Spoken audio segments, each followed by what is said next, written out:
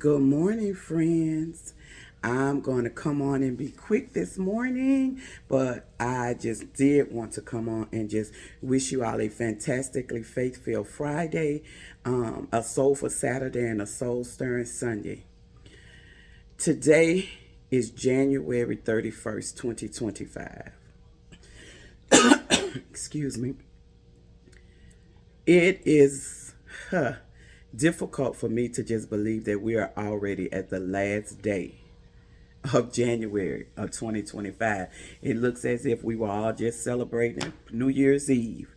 But I tell you, time is moving, things are happening, life is shifting, life is lifing. But I want you to know that whatever you're experiencing, whatever you're dealing with, that you have been equipped for the battle. So just continue and remember to remain focused, to stay strong, to trust in the Lord with your whole heart. Lead not to your own understanding. Don't let the situations and circumstances of life that are factual for you at this moment determine your future. Don't let them deter you from what it is that you know you have been called to do. Just keep on pressing, keep on pushing, keep on praying until something happens. Don't give up, don't lose hope, don't lose faith. Remain faithful, remain focused on that which is the prize at the end. Remain focused on that. Deal with what's going on in your life currently, deal with the situations, the circumstances, but keep your focus on what it is that you have been called to do. I was fortunate enough to spend a little over 3 hours on the phone with a friend this week. And we had talked last week and we talked about 2 hours. But just in conversation and, and seeing the similarities in life, kind of, I see it as, you know, we pray to God about things. We ask Him for things. We ask for direction. We ask that His will be done in our lives and not ours. And we just never know where the conversations are going to come from that are going to spark, that are going to fuel, that are going to confirm that which we've asked God to do in our lives. So we had some great conversation, and our conversation jarred my mind where I have prayed this particular prayer, and I've even posted it on Facebook regarding Floyd and surrounding him with people that'll make him accountable, removing people from his life that aren't beneficial, that not there for the vision, for the plan, the walk that God has for his life. And I thought today, I was like, wow. I prayed that for years now, I think like since 2017, for my husband. I was like, Lord, I need you to do that in my life as well. And that is sparked too from the conversation that my best friend and I had on one day this week. So me and my girlfriend were talking, and it sparked that because she too had mentioned that she had asked God. She just wanted people in her life that had purpose and that were there to help her toward the next phase in life to do what it is that God had called her to do.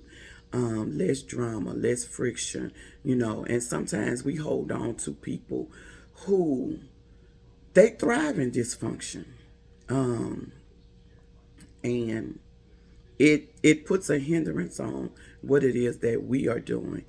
And so it kind of triggered that. So I just want to say to you, ask God what it is that He wants to do in your life, that He will show you, that He will continue to lead and guide you. And when you ask God to move and to do, and He moves in a way other than you expected or thought that He would, and He requires you to give up some things, to give up some people, to move in a different direction than what you're on. And it could be a sudden move.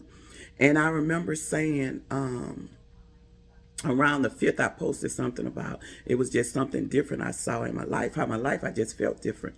And I was texting with another girlfriend who was very, very transparent about her life. And I love it because she has, I know, helped thousands of people. She takes her sabbaticals.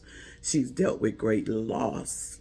But even that loss that she's dealt with, that's just, I know, just could be at times unbearable. She has also been there to be able to fuel others from her pain. So I was saying, texting with her, and I was just talking about it, and I was like, you know what? Shift. And she has talked about a shift for years. She's mentioned things shifting in her life. She said that years ago. And so as I was texting with her and telling her about how I was feeling, I said, that's it. It's a shift. It's the shift. The correct terminology would be the shift.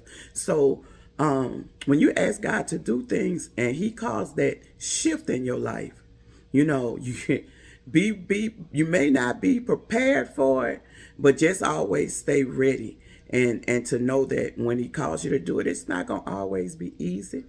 It may mean separation from some things and some people in life.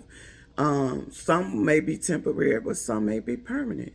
But the thing is, we have to live a life of abundance because God has promised us that.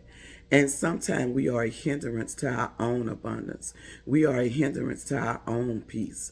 We are a hindrance to our own joy. And that's because we want to hold on to people. We want to fix people who don't even desire to be fixed. And we're spinning our wheels and we're losing sleep over, I know they could be this. I know they could do that. I know they have the potential for this. And they may know it too, but at this point, that may not be what they want to do in their lives. So focus on you and continue by all means to pray for them, to keep them before the Father. But it's not your battle. It's not your job to fix them. Because you know what? In all honesty, we can't even fix ourselves. We can't fix ourselves, so therefore, you know, we can't fix anybody else. And sometimes the situations and circumstances in life that we seem to be struggling and battling and fighting with and against is because we need to get out the way and let God do what it is that he wants to do in that individual. And in doing what he wants to do in that individual, it will help him to do and for us to see what it is that he's wanting to do in us as well.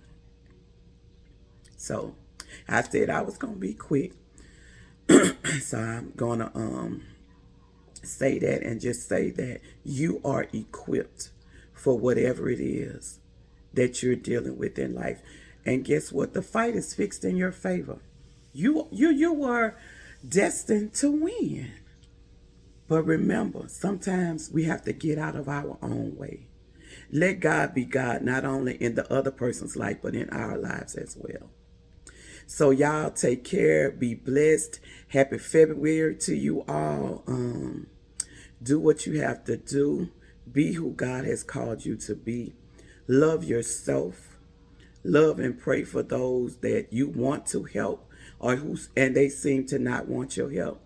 Give them to God. He already has a plan for their lives just like he has a plan for our lives. And the plan may not necessarily be for us to fix, because guess what? We can't fix us. We have to continue to work and listen to God about what it is that he wants us to do. So y'all be blessed. Take care. And to all the February people, happy birthday to you. And hey, when I come back, it'll be February. Y'all be blessed. Take care.